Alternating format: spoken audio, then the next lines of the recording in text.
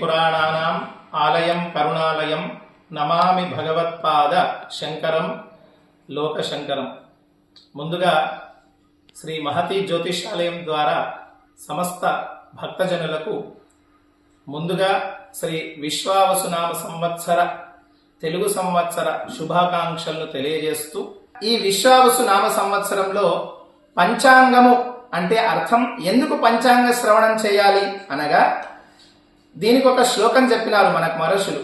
కళ్యాణ గుణావహం రిపుహరం దుస్వప్న దోషావహం గంగా స్నాన విశేష పుణ్యఫలదం గోదాన తుల్యం నృణాం ఆయుర్వృద్ధితముత్తమం శుభకరం సంతాన సంపత్ప్రదం నానాకర్మ సుసాధనం సముచితం పంచాంగమాకర్ణ్యతాం. పంచాంగ శ్రవణం చేయడం ద్వారా ఏ శుభ ఫలితాలు కలుగుతాయి అనేది మనకు మహర్షులు తెలియజేస్తున్నారు. గంగా స్నానం చేసినటువంటి, కాశీలో ఉన్నటువంటి గంగా స్నానం చేసినటువంటి పుణ్యం ఈ పంచాంగ శ్రవణం వినడం ద్వారా వస్తుందట. అదేవిధంగా గోదానం, అన్ని దానాల్లో కంటే శ్రేష్టమైనటువంటి దానం గోదానం. అటువంటి గోదానాన్ని చేసినటువంటి పుణ్యం ఈ పంచాంగ శ్రవణం చేయడం ద్వారా వస్తుందట. అదేవిధంగా ఈ పంచాంగ శ్రవణం వినడం ద్వారా మనుషులు తమ యొక్క నిర్దిష్టమైనటువంటి సమయంలో, ఒక సమయంలో నిర్దిష్టమైనటువంటి సమయంలో ఏ పని చేయాలో, ఏ పని ఏ విధంగా చేయాలో, ఏ పని ఏ ముహూర్తంలో చేయాలో, ఏ పని ఏ యోగంలో చేయాలనేది నిర్దిష్టమైనటువంటి పనిని ఎన్నుకోవడమే ఒక మార్గదర్శకమే పంచాంగం. ఇటువంటి పంచాంగ గ్రంథాలను మనకు మహర్షులు ఎప్పుడో అందించినారు.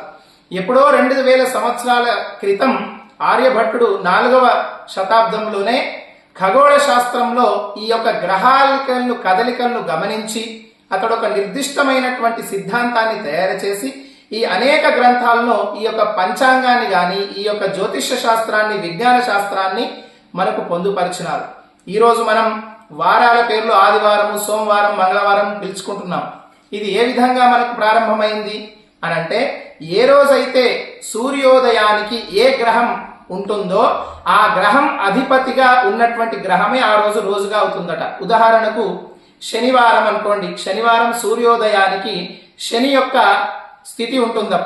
అప్పుడు ఈ యొక్క శనినే మొత్తం ఆ రోజుగా శని అధిపతిగా కొనసాగుతాడు కాబట్టి దాన్ని శనివారము అన్నారు. దీన్ని కూడా మనము సంస్కృతంలో గాని వేదంలో అహోరాత్రము అంటారు. అహోల నుంచి, అహోరాత్రంలో మధ్యలో ఉన్నటువంటి 2 అక్షరాలు తీసేస్తే అవి హోరాగా, ఆ హోరాలో ఉన్నటువంటి ఈ ఖగోళంలో ఉన్నటువంటి గ్రహాల కదలికలను బట్టి ఏ గ్రహం ఏ రోజు ముందు వస్తుందో దానికి ఆధిపత్యంగా ఇవ్వడం మొదలైంది. దీన్నే పాశ్చాత్యులు, గ్రీకులు, అమెరికన్లు మన భారతీయ సంస్కృతంలో నుంచి ఉన్నటువంటి విజ్ఞానాన్ని తీసుకొని వారు, మనం ఎట్లాగైతే ఆదివారం, సోమవారం అని ఒక ప్రారంభంగా పెట్టుకున్నామో వరుస క్రమంలో, ఈ విదేశీయులు కూడా మన సాంప్రదాయాన్ని అనుసరించి మన గ్రంథంలో ఉన్నటువంటి విషయాన్ని తీసుకొని వారు సండే, మండేగా, సండే అంటే సూర్యుని వారం, మండే అంటే మూన్ డే అంటే చంద్రుని వారం, మనదే తీసుకొని వాళ్ళు కూడా పాశ్చాత్యులు మన సంప్రదాయాన్ని ఆచరిస్తున్నారు. అంటే మన భారతీయ సంస్కృతి ఎంత గొప్పదో దీనికి నిదర్శనంగా మనం చెప్పుకోవచ్చు. అదేవిధంగా పంచాంగము అంటే తిథి, వార, నక్షత్ర యోగ కరణాలను పంచాంగము అంటారు. పంచాంగానికి పటుత్వం 5 అంగములు ఉంటాయి. పంచాంగాన్ని దేన్ని అనుసరించి నడుస్తుంది? ఒక లెక్క చేయాలి ఒక విద్యార్థి అంటే దానికి కావాల్సింది ఏంటి? ఒక సూత్రం.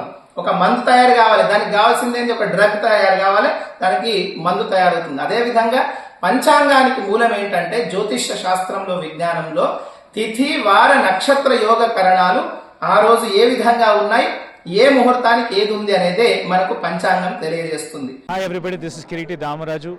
Like, share and subscribe to Saira TV.